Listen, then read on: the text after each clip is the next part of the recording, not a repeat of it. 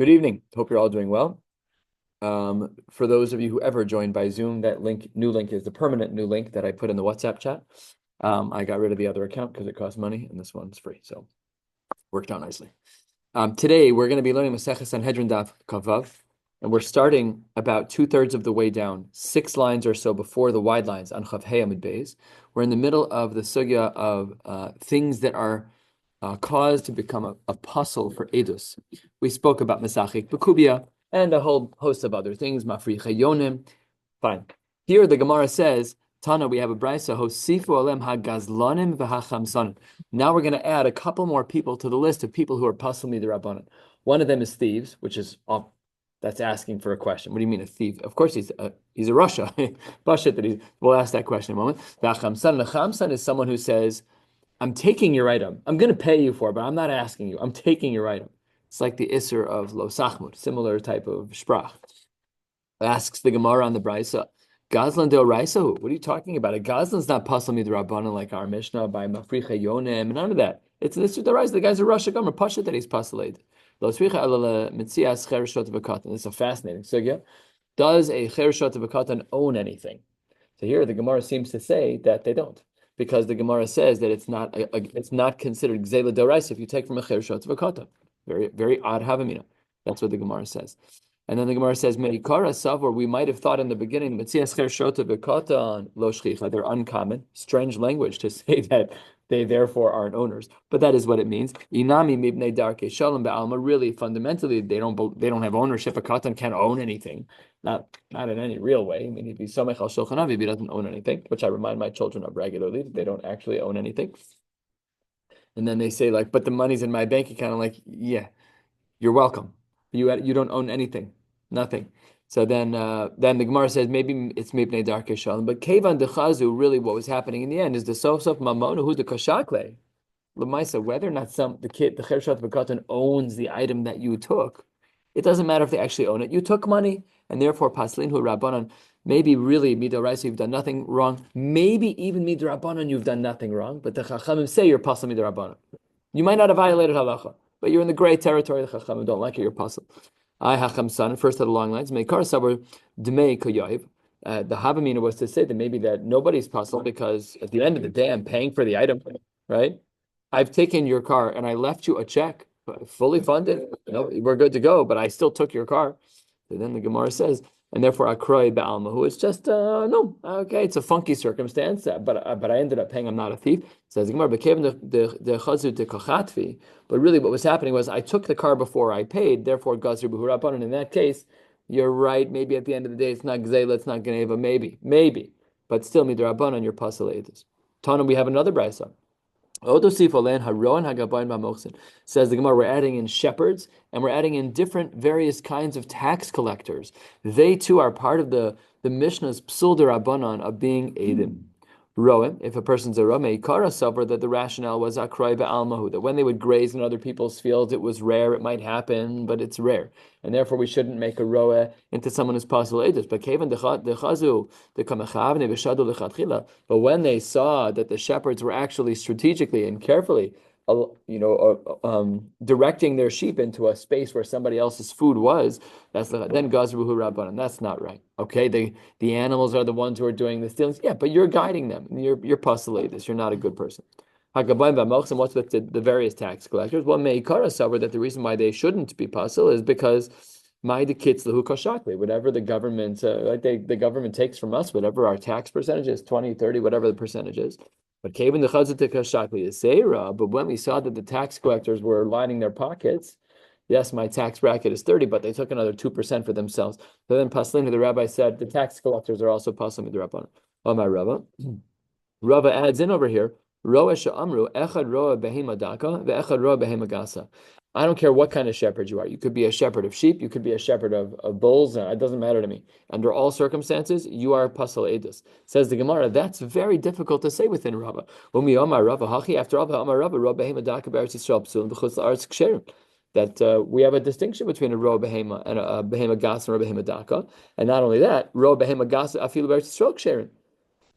So therefore, we see that there is a distinction in being a roa behema daka, which is asr in Eretz Yisrael, and a behema gasa, There are different rules. So says the Gemara, you're right, Rava holds that. I agree. But it's not a steer in Rava. Rava's talking about two different sugyas. Hahu, that case where he makes the distinction between Ro behema daka be'eretz Yisrael psulin, but b'chutz haaretz it's kosher. Hahu b'megadlin itmar. That's talking about the issue of whether or not you're allowed to raise them. But when it comes to whether or not you're pasal edus, you're for sure pasal edus with all of them because they all graze when they shouldn't and where they shouldn't. And hachanami mistabra, this is a very reasonable answer. Midiktani ne'emanan alai shlosha Roy Bakar. Beautiful, great raya. That we see that we're talking about Roy Bakar. My love, the Edus. It must be that we're talking about Edus, and therefore we could understand how Rava holds his shita, that no matter what type of Rava you are, if you're a Roa Daka, even if you're a Roa Behema, you're still going to be Pasal Edus. Says the Gemara, Lo, you've misunderstood the Ne'eman and Alash Shlosha Rebakar. That is not talking about Edus, rather Ladina, that's for them being a Dayan. And Dekanami, I can prove this, says the Gemara, 6 lines from the bottom. Why would the Mishnah use an example of 3 if it was talking about Edus? We know from all of our travels and journeys through Shas that Edus is with 2. So the fact that we have in the Brisa Shlosha Roe Bakar, that's a raya that it's meant to be a reference for Dayanos. Beautiful diuk, so soft, so gentle, but so good that here the Gemara says that is how we know what we're talking about. Shlosha Lamali, it must be about Allah. And then the Gemara says, Ve'alamai Ladina, you want to say it's Ladina, that these people are for judges, then why Roe Bakar? Says the Gemara, Ma'ir Shlosha Roe Bakar. It should be any 3. Kol Beit Tlasa, Dilo Gamri Dina Nami. Should be anybody. Any 3 Jews. Who cares if they're Roe Bakar? So the Gemara, 4 lines from the bottom, Halchi Kamar. This is really the right way to understand this. There is a chiddush in saying Shlosha Roy Bakar. We are talking about Dayanim. We are not talking about Eidos. 3 was a rye that we're talking about Dayanim. Why did you mention Roy Bakar? Because there's a chiddush in Roy Bakar. So it says the Gemara, Halchi Kamar, that if you and I agree that our Dayanim could be Shlosha Roy Bakar, extra legal, no problem at all.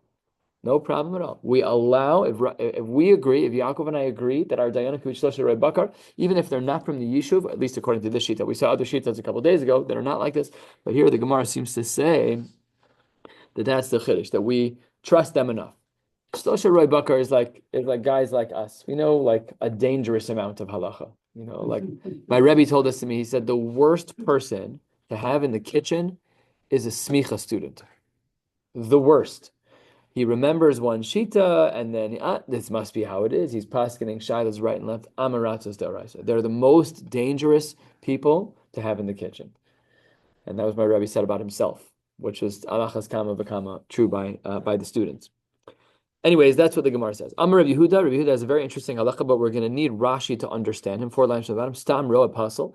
The average shepherd is considered to be pasal, but stam gabai, the average tax collector, is kosher. But we need Rashi because there's so much missing here from the words. 4 lines from the bottom of the page in Rashi's. Dibur hamaschil stam roa, middle of the line. Stam roa, a roa, da'akati lo chazinan, de'alayhu behemosa besados acheres. A roa who has yet to shepherd his animals anywhere. First day on the job, he hasn't even left the stables yet with the animal. He hasn't left the pen. He is considered to be pasal. However, stam gabai is kosher. Ad de shaminan be de shakil yaserta. The starting point is different. When it comes to a roa bakar, our assumption is that he will fail. When it comes to a gabai, innocent until proven guilty. And they're opposites. And this requires Rishonim. Why is it that we assume that the Roa Bakar is going to definitely graze? And why don't we assume that the Gabai taxes is going to definitely steal? Okay, that's what the Gemara says. It's then Rabbi Yehuda, that is its own world of Torah. The Gemara tells a story. Avu Reb Zera, the father of Reb Zera, he's the subject of our conversation. Gavius Hatzlei Sarshnit. He was a collector for 13 years. Yihava Asi Reish Nara Lamata. When the head of the city would come to their neighborhood, what he wanted to do, just to kind of give a preamble to this Gemara, is he wanted to have a very, very low tax liability on the city. And what they were doing when they came to town is they were taking a census. How many people live here? So what Avuad Reb Zera would do is he would make sure that all the people who lived there were not walking the streets on those days to lower the tax liability. This is a shaila. Are you allowed to do that by a goy? And we actually do paskin this way. And I've spoken to poskim about this here in Chicago, that we hold that taxes is hafkas halva. The way we pay taxes is in arrears, right? So the government lays out money for us. They fix the sewers, all the things that taxes go to. And at the end of the year, and now right here, we just turned into 2025. Now we have taxes due in a few months in arrears on 2024. So we're paying back a loan effectively that a Goyish government gave us. So the poskim write, and this is super political, so please, I'm going to say this in Hebrew in case somebody wants to. There is no issue of hafkas alva by a goy. So that's why some poskim write, if it's not recorded, then don't write it, right? There's ways it's not. Other poskim say no, that's not yashar. In Eretz Yisrael, it might actually be usher to do that because it's a Jewish government, different. These are big conversations. But what he was doing over here was trying to lower the census in the city so that the tax liability would be lower. And here's what he said: Ki habachazi rabbanan, when he would see a rabbi in the street, Omar le, lech ami ba b'chedrecha, my nation, go into your chambers. What was he saying? Get off the street. The big guns are coming. We want to lower our tax liability. If it's a per capita tax, I don't want to see you. When he would see the regular people who he couldn't hint to them by quoting them a pasuk because only Talmidei Chachamim, Atzumim, would know this pasuk. Says the Gemara, what would he say to the regular people? Amar, Reish Nara Asalamata. The head of the tax collection agency, the guy doing the census, he's coming to the neighborhood. Ve'idna Nachis Abba lefum bra, ubera lefum abra. And Rashi says on the bottom line, what does this line mean? Nachis Abba lefum bra, Yishchot ha'av lifnei haben. He'll slaughter the father in front of the child. It was a homily. What was he really saying? Klomar, yigbe mehen mamon. He didn't want to say it out loud, right? He was trying to be sneaky a little bit to try and lower the. But if he says out loud, everybody's coming, the tax collector's coming, everybody. He couldn't say those words. So to the Talmidei Chachamim, he spoke in a high-level homily. To the Hamonam, he spoke in a low-level homily. And everybody started to hide. That's what the Gemara says on the top of Chavav Med Aleph. Umignazu kule alma. Everybody hid, and that was helpful for lowering the taxes. Then the tax collector shows up, top of Chavav Menal. Omar Lei Miman Niboy. What do you want me to do, Mr. Tax Collector? You're asking me for $1 million from 20 people? It's unreasonable. Lower it down to $20,000 from 20 people, and I'll pay you, no problem. 5% tax rate. Great. That's what the Gemara says. When he was about to die, Amar Le, they said to him, Shkulu tzleisar mo'id etzaire le b'sidinoi, v'hadru le leplanya. I have 13. Let me just chunk that up a little bit better. Shkulu tzleisar mo'id etzaire le b'sidinoi. Take 13,000 coins that I have wrapped up in my clothing. V'hadru le leplanya. Give it back to this particular person. T'shaklesinhu minei v'lo itzrichu. I took extra taxes under the assumption that that's what the Reish Mata would have wanted from me, but I ended up not needing it. So he gave it back to the right people. Beautiful story. Okay, that's what the Gemara says. That brings us to the next two dots, and it goes to the next part of the Mishnah. We spoke about this at length on Shabbos. Amar Reb Shimon b'tchila hayu karan oso, not at length actually. This was a quote from the Mishnah. What did the Mishnah say? Osvei shvius.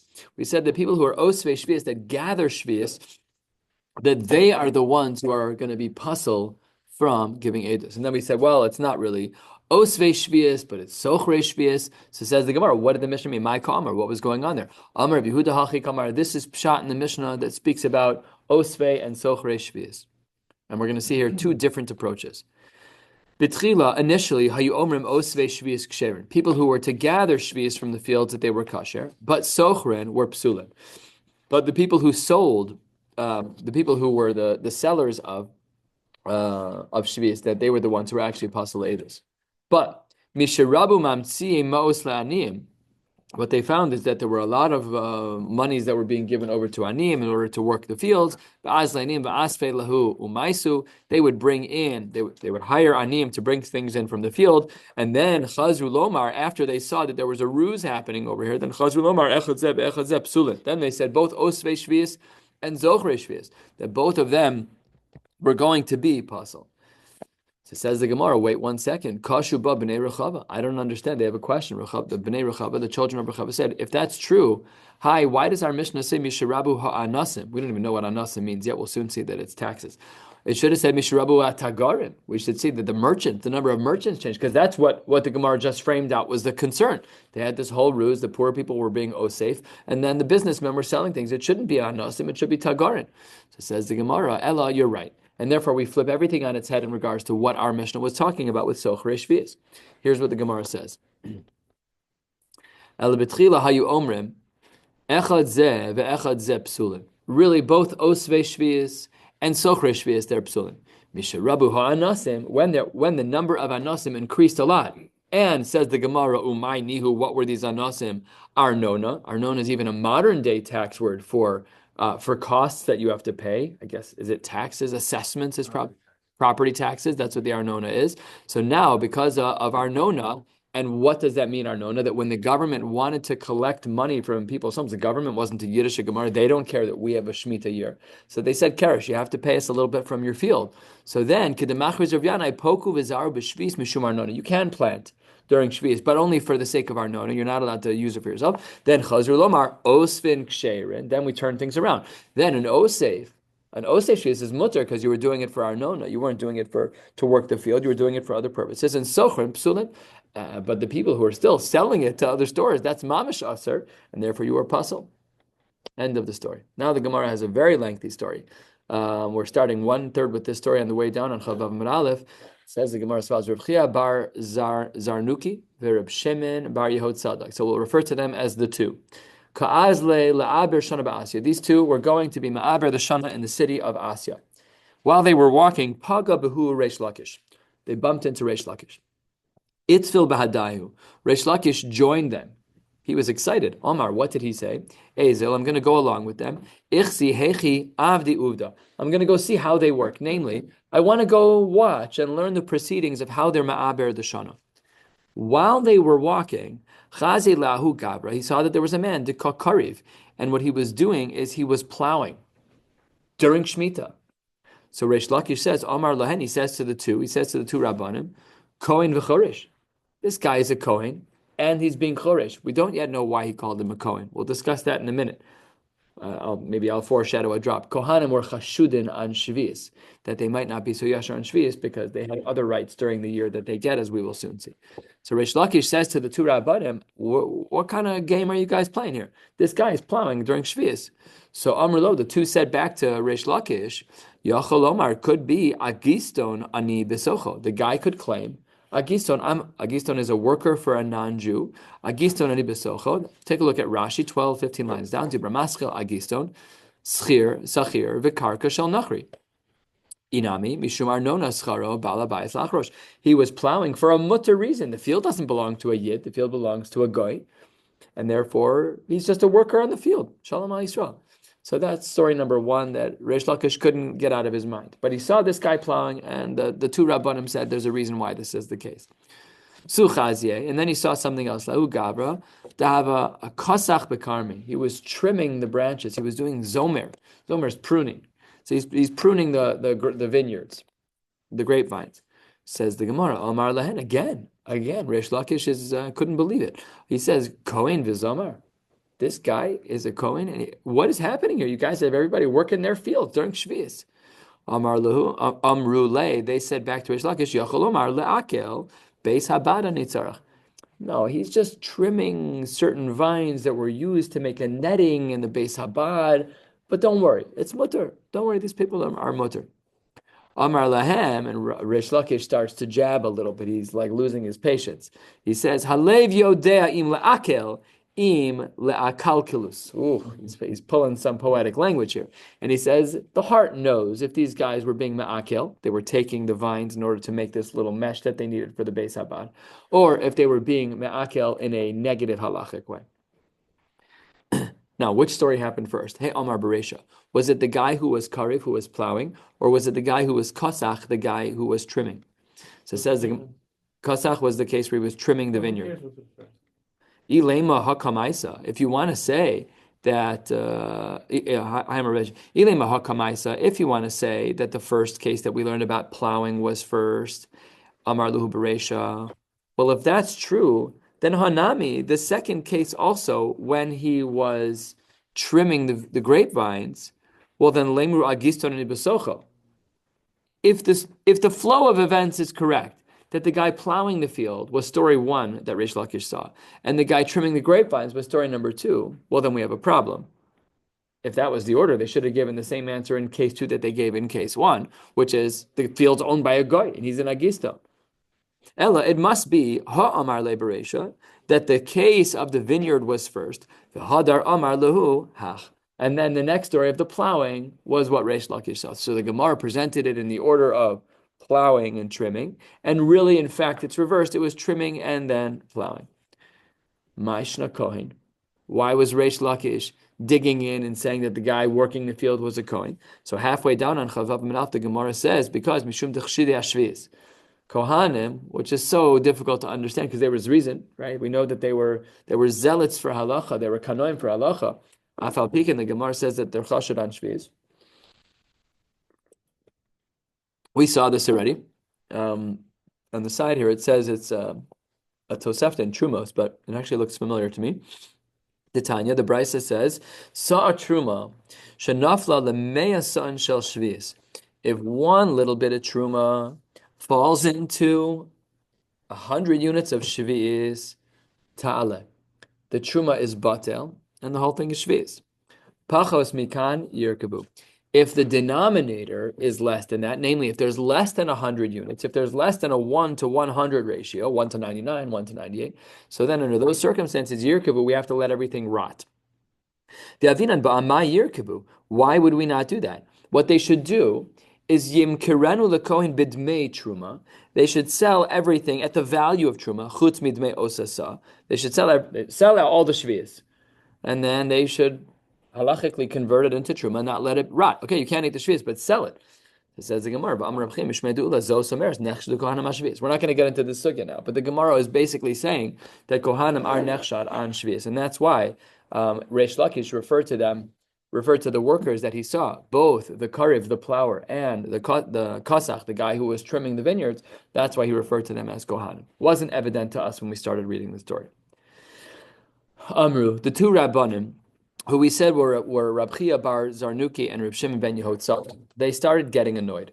Amru, they said, Trudahu Dain, this guy is a tirda, he's a headache, he's making trouble for us. So the Gemara then says, Kimatu lahasam, they were so annoyed they came up with a plan. They got to the place where they were going to be ma'aber the shana. They climbed up the ladder, sliku le'igra. By the way, can I just ask, why were they always in an attic? Anybody? Outside. It's not just this, by the way. The Yud Ches halachos that we learned in the attic, be'aliyah. What is with the attic? I'm asking. I don't have an answer. What's with the attic? Hiding from? In any narrow span of time, that could be true. And you're right, a lot of this did take place in the times of the Tanaim, in the early Tanaim. It's hiding from the wives and kids. It's quiet there. You know, since then. I have a feeling that the dynamics then are not the dynamics now. I have a feeling. They weren't living in 2025. Maybe they were living in 2025 on the Jewish calendar, but not on the Gregorian calendar.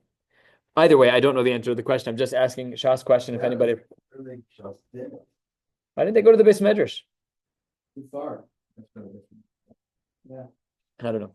It might be a klutz kasha. I might not be asking anything real. Sure, it's a raid bite. Okay. Raid bite. All right. I'll ask Tzvi Shem.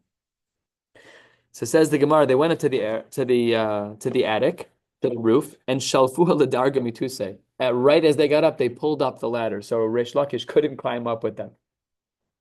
But Reish Lakish wasn't having it. He's like, guys, what is going on here? So he left, but asa lekame de Rabbi Yochanan. He went to go register a complaint at the ombudsman. He went to Rabbi Yochanan and said, this is not right. You got these guys, these two rabbis, again, Rav Chia bar Zarnuki and Rav Shimon ben Yehotzad, they're sanctioning people working during Shvius. These are the guys who are going to be Ma'aber the Shana, the most sophisticated set of mathematical calculations and halachos. They're so complicated, we could barely juggle them when we learn them. They're so difficult.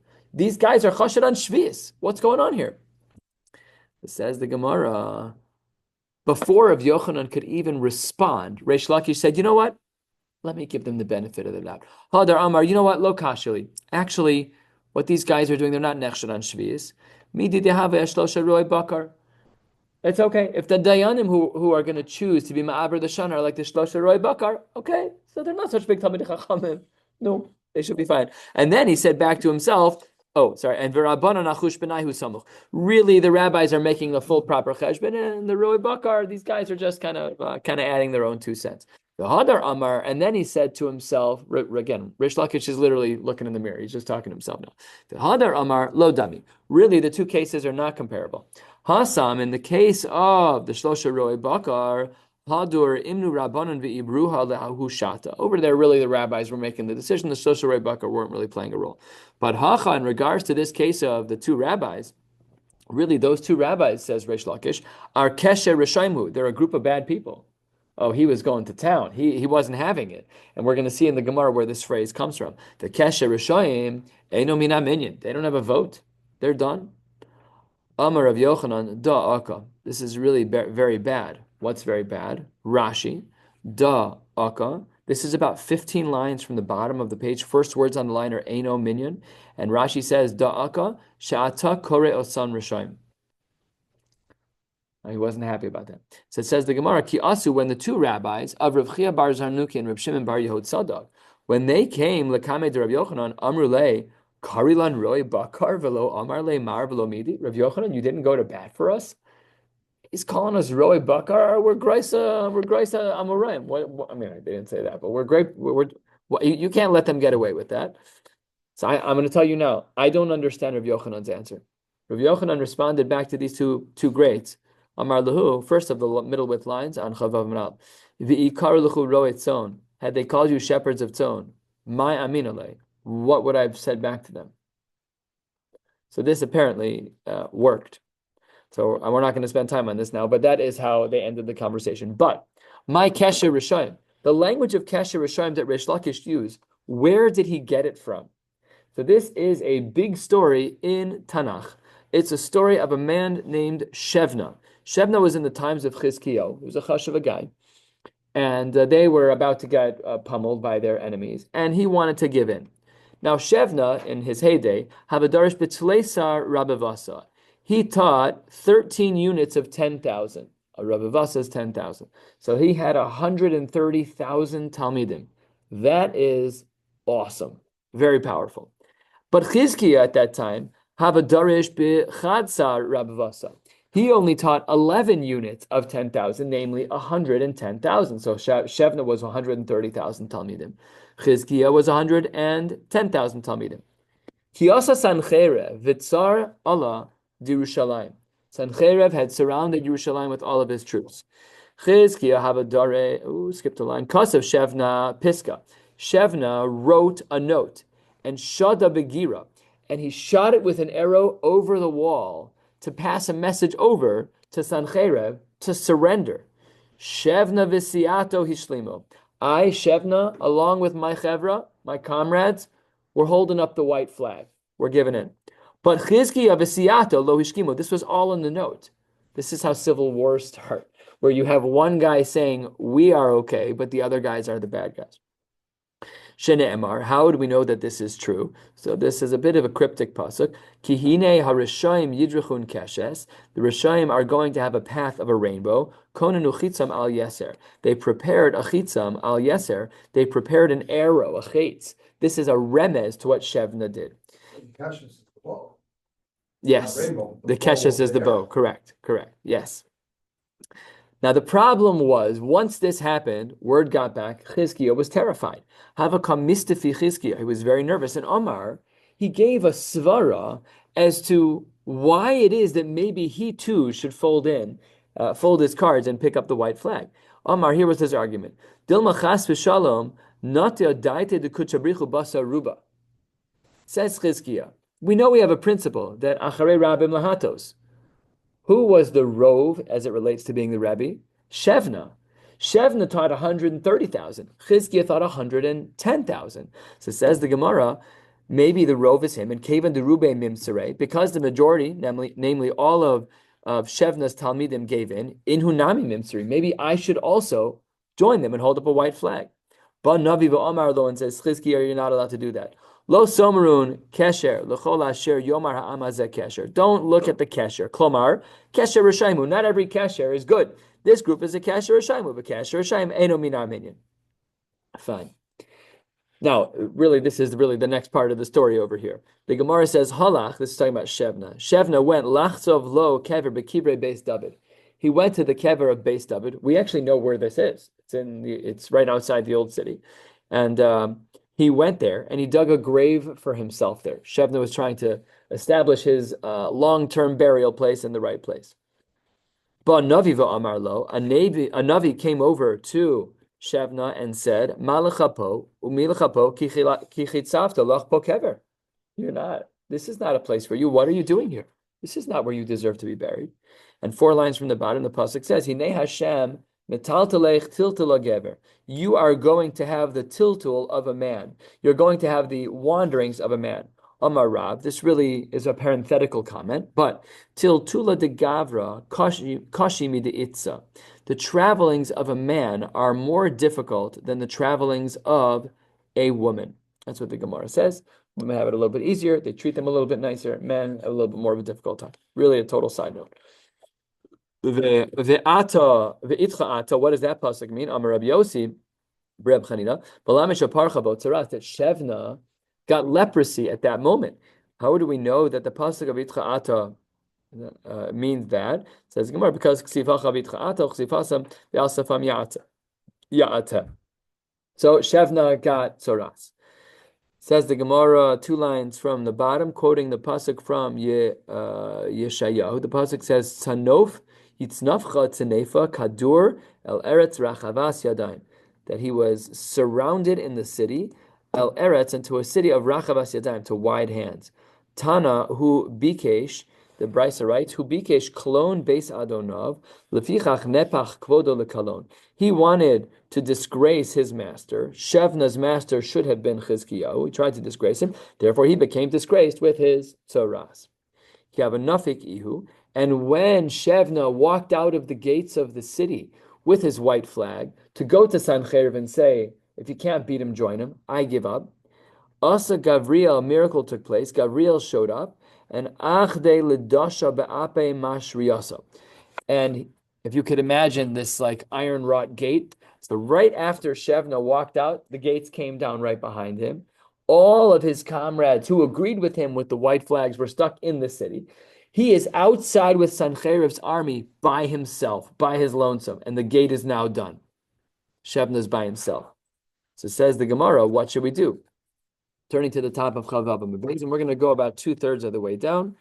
Says the Gemara, Amar le, Mishar Yaschahecha, where are your people? Rashi, Mishar Yaschahecha, Shekasav Talanu, Shevna V'Siyatu Hishlimu. Where is everybody? You said that you were turning in half of the people, really 130,000 of the people, because you're the Rebbe. Amar Hadrubi, they rebelled against me, they're not here. Amar le, Im Kain, Achuche Kamechaychas Ban. You're making fun of us. You're making a mockery of me. I'm Sancherib.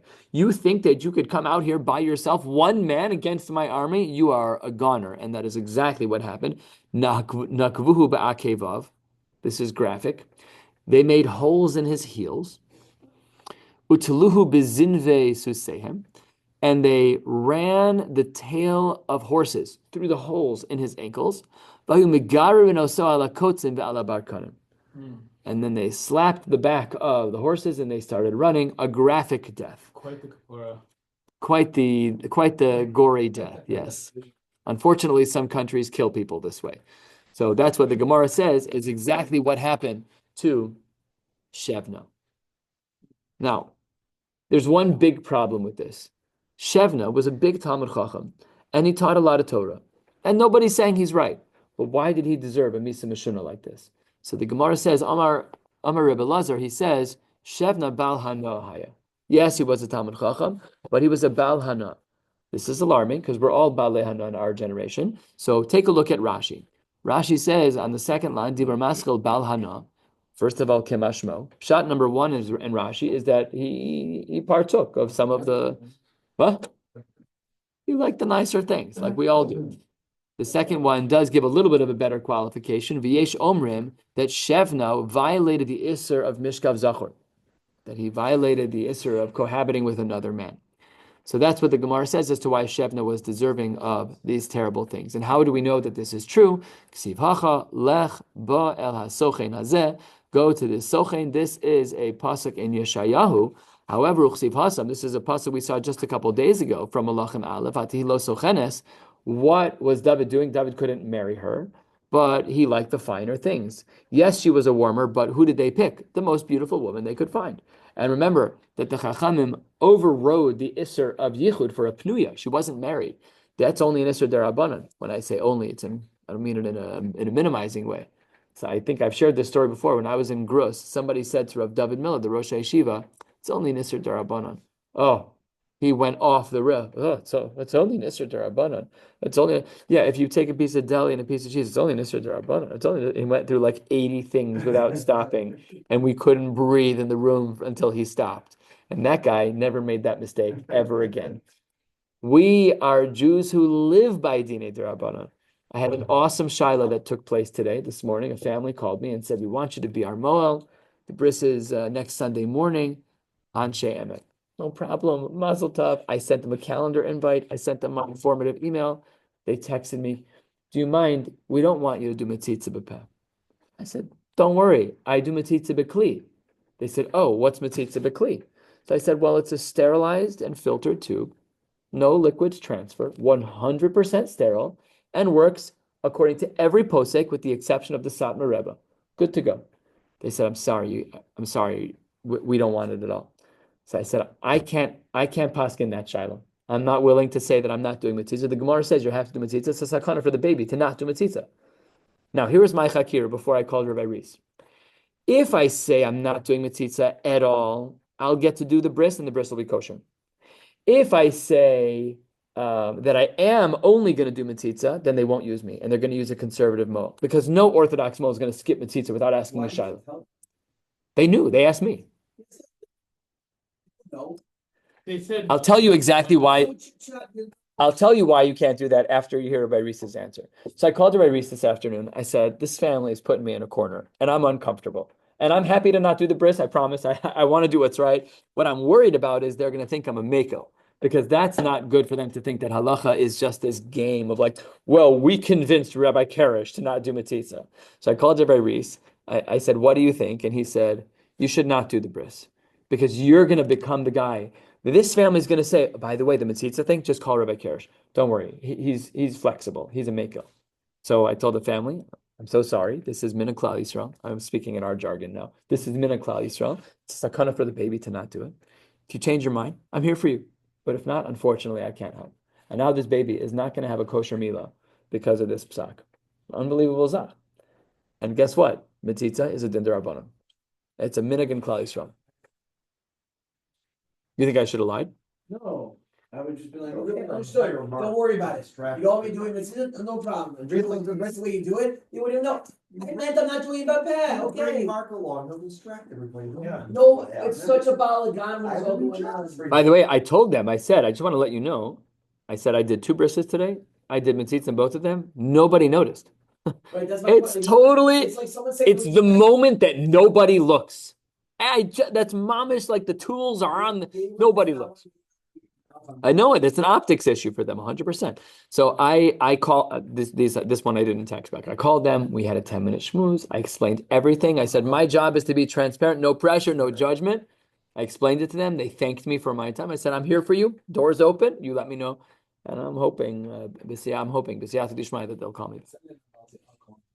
That is one thing I will not be doing. Anyways, the Gemara says, where are we? Oh, we're at the top here. Says the Gemara. Oh, Sochenes. Then the pasuk says, "Ki." This is a pasuk that we have on the side here from Tehillim. Ki hashasos yeharesun sadik ma pa'al. This pasuk is ki hashasos. We don't yet know what the word shasos means. We're going to analyze that now. The shasos is yeharesun. It's destroyed. Tzadik ma pa'al. What did the tzadik do, or what was done to the tzadik? So this is a machlokes as to how we understand this pasuk. The Gemara says, "Chavav Amud Beis, Rabbi Yehuda v'Rav Eina." Chad Amar, Ilu Chizkiya v'Siyato Neherasin. Had it been that Shevna won and Chizkiya and his Siyato were destroyed, then Tzaddik Mapal. Tzaddik here, oddly, is a reference to Hashem according to this approach. Then what has Hashem done to the Tzaddik of Chizkiya? Why did he deserve this bad treatment? The Chad Amar, another one of the Amoraim said, Ilu Beis HaMikdash Shehares. The Shisos is a reference to the Beis HaMikdash. Then Tzaddik Mapal. then what would have been deserving to Chizkiah that the Beis Hamikdash should be destroyed? The Ula Amar, ilu machshavos shel oso Rasha einan neherasos. If the machshavos of that particular Rasha, here referencing Shevna, which is a strong language, even though he did something very wrong, but again, he was a massive Talmud Chacham, then tzaddik ma'poal, similar as before. Now, let's figure out which one of these is right based on how we define the word shasos. The last approach, that of Ula, the word shasos could be translated as a person's plans. I could understand Ditnan because we know the shasos is similar to the Evan Shisia. Evan Hayisa Shami most Nivim Harishonim Ushisia Hayisa Nikres. According to that first approach of Chizkiah V'Siato, which was one of the answers of the Amoraim toward the top of the page. There we don't see anything where the tzaddik is called shasos in that setting. There's no language to tzaddikim there. The other one was referring to the Beis Hamikdash. How do we refer to a tzaddik that way? And here the pasuk has to kind of go out on a lip. And Vayoshes is similar to shasos, and we have a language for tzaddik. By saying another possible pasuk, the pasuk says Hifli Eitza Higdil Sushia, and even though Sushia is really out of order, our word is shasos, and this is sushia, so still the Gemara says close enough. Now let's analyze that word. And this is a little bit of an agata about Torah. Amar Rav Chanan, lama nikra shma tushia. Why is it that Torah is referred to by this word of tushia? Mipnei, that learning Torah shimateshes kocho shel adam. That when a person really works very hard on Torah, it's exhausting. It's an exhausting process. It's mentally exhausting. Look at us sitting up late at night at 9:30. We could all be resting with our feet up. We're pushing hard. That it was given over b'chashay in a more quiet way because of the satan. Dvarim shel tohu, words that really are air, right? There's no mamashus to words, yet she'olam mishusas alehem. Yistakil baraisu baramo. Kadosh Baruch Hu created the world just from the blueprint, from the letters of the Torah. So when a Kadosh Baruch Hu speaks, something physical is the result. That's an amazing thing. We don't understand that, the transformational idea of words becoming a reality.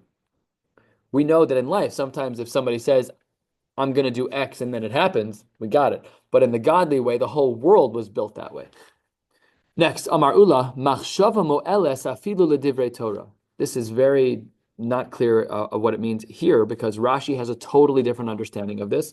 Just another 7 or 8 lines. I'm sorry if you were catching 9:30. I apologize, but I just have to get a little further. Amar Ula machshava mo'eles afilu ledivrei Torah. We need Rashi here. Rashi right next to us, about halfway down. Machshava daigas halev al mizonosav shel adam. When a person worries about food, namely when a person worries about parnasa, it impacts your divrei Torah. Shnei Amar. The pasuk says, "Mefer machshavos arumim v'losa sanedem sushia."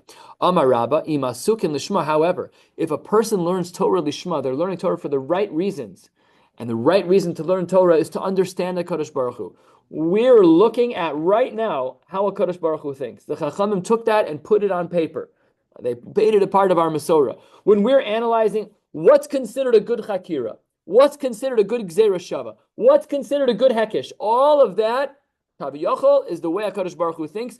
We then take that, Mevin Davar L'Soch Davar, that's how we then view the world. So I know from the Gemara and Sanhedrin that we make a chakir like X, Y, and Z. I'm going to bring that into my business. That's learning Torah Lishma, learning it to understand, again, whatever that means. A point, add 50 zeros, 1 of what HaKadosh Baruch Hu is, whatever we would understand, then Eina Moelas, then your machshavos are not going to ruin, your anxieties are not going to ruin your learning. You'll remember everything. Shneimar Rabos machshavos bleivish v'atzas Hashem hitakum eitza sheyesh ba dvar Hashem takum leolam. That if, in fact, we have an eitza from Hashem, then it will withstand the test of time, provided that we're learning Torah Lishma. Rav Yitzchak Cohn, who's one of the mashgichim when I was in YU back in the day, Rav Hershel Shechter said about him that he's one of the only people who he knows that learns Torah Lishma. Just the hierarchy of people talking is not our tier of people. Rav Hershel Shechter, who's a Gaon Adir who paskins life and death shilas day in and day out, he said about Rav Yitzchak Cohn that he learned Torah Lishma. So we probably have a little bit of work to do. We're going to have to stop right here because we're so late. We'll pick up right here, 2/3 of the way down at the first of the long lines. Wishing you all a beautiful night.